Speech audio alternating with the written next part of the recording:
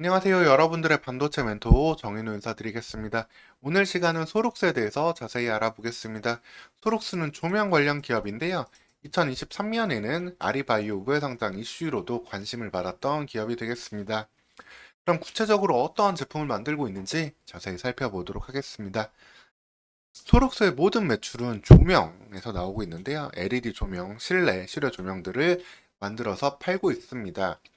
이를 사업부별 매출로 보면은 조금 더 이해가 쉬운데요.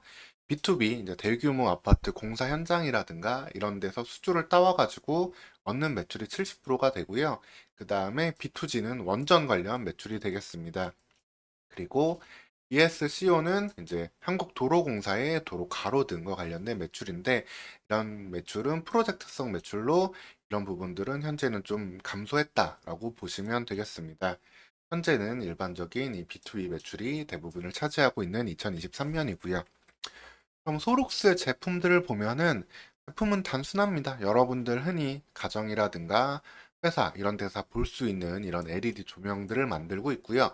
다만 이를 B2C로 소비자한테 판매하는 건 아니고 이런 GS 건설의 아파트 단지, 각종 아파트 단지에 대규모 수주를 받아와가지고 해당 공사 기간 동안 지속적으로 납품을 하고 있습니다.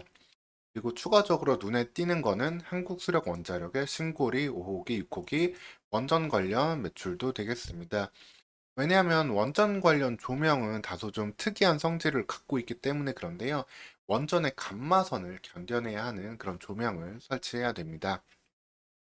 다만 전체적으로 보면 소록스의 매출은 큰 폭으로 증가를 좀 하기는 쉽지 않은데요. 국내 LED 조명 시장 이미 좀 어느 정도 성숙기에 들어왔다라고 볼 수 있겠습니다. 과거 2017년, 18년 같은 경우에는 조명 시장이 좀 크게 한번 늘기도 했습니다. 연평균 증가율이 크게 증가를 했었는데 이 시기에는 소록스의 매출도 꽤 좀 늘었지만 이후에는 다소 잠잠해진 조명 시장 속에서 소록스가 추가적인 매출 내기는 쉽지 않은 모습이 이어지고 있습니다. 다만 하나 기대해 볼 수 있는 거는 이제 원전의 특수 조명 관련된 부분인데요. 국내 원전 시장은 다소 좀 줄어들고 있고 다시 언제 재개될지 봐야겠지만 해외로 원전을 수주하는 이슈가 나올 때 소록세 조명도 같이 들어간다면 그 관련 매출은 기대해 볼 수 있겠습니다. 왜냐하면 이 감마선을 견뎌내야 하는 단위가 이제 킬로그레이라고 하는데 A사의 조명 같은 경우에는 400킬로그레이를 견딜 수 있고요. 감마선에 프록스 조명은 1000킬로그레이까지 견뎌낼 수 있습니다. 이는 어느 정도 수준이냐면은 원전 관련해서 이제 후쿠시마 원전이 가장 큰 몇 년 지나도 이슈잖아요.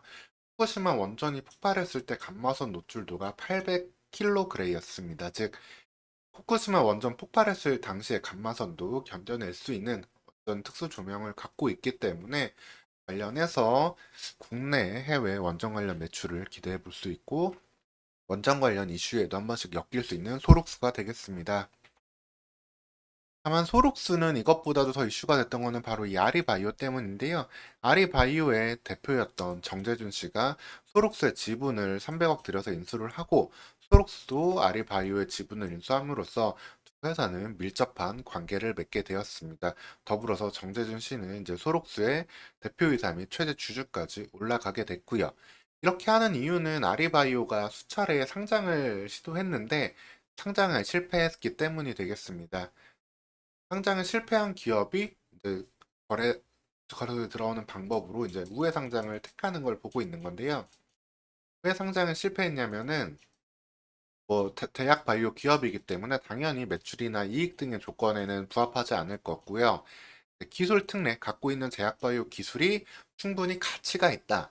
얘는 시장에 상장시켜가지고 좀 거래시켜도 된다. 라는 기술 특례 심사를 받아서 통과했으면 상장이 됐겠지만 아리바이오는 3번 연속이나 특례 상장을 실패했습니다. 특히 2022년 같은 경우에는 15개 기업이 신청을 했는데 11개가 성공을 하고 4군데가 실패를 했는데 이 4개 중에 하나가 아리바이오가 되겠습니다. 특히 한 곳이라도 이제 좀 삐비비를 받아야 다른 곳에서 또 심사를 받고 할 텐데 이게 계속 미치지 못하는 기준만 받게 됨으로써 언제 상장이 될지 좀 어려운 상황에 처한 아리바이오이기 때문에 아리바이오는 우회 상장을 목적으로도 이제 소록스 지분을 가져갔다라고 보시면 되겠습니다.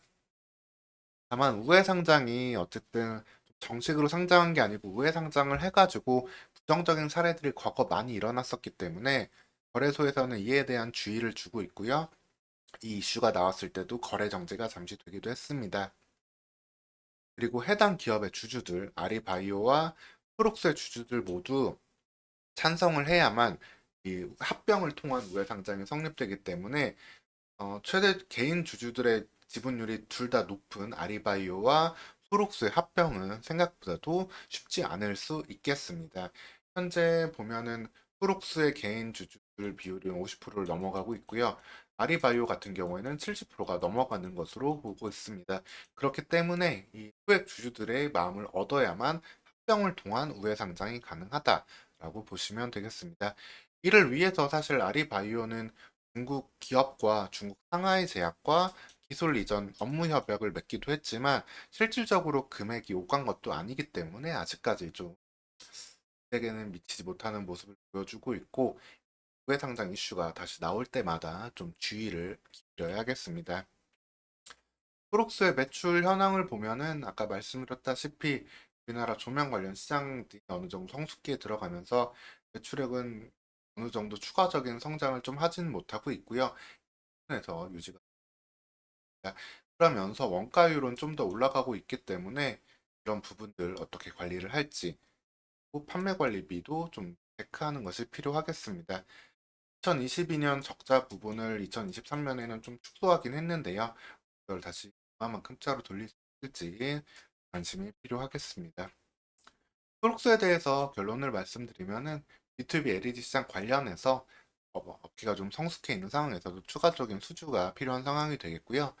이슈가 될 수 있는 거는 B2G, 이제 원전 관련 매출을 국내나 해외에서 기대해 볼 수 있겠습니다. 그리고 아리바이오 우회 상장 이슈는 아리바이오의 기술에 대한 의문점, 그리고 양사 주주들의 합병 찬성 이슈가 성공될지 있는 만큼 우회 상장 여부에 대해서도 주의를 갖고 접근해야 되겠습니다. 오늘 시간 이렇게 소록스에 대해서 안내해 드렸고요. 추가적으로 궁금한 점은 댓글 달아주시면 되겠습니다. 오늘도 영상 시청해 주셔서 감사합니다.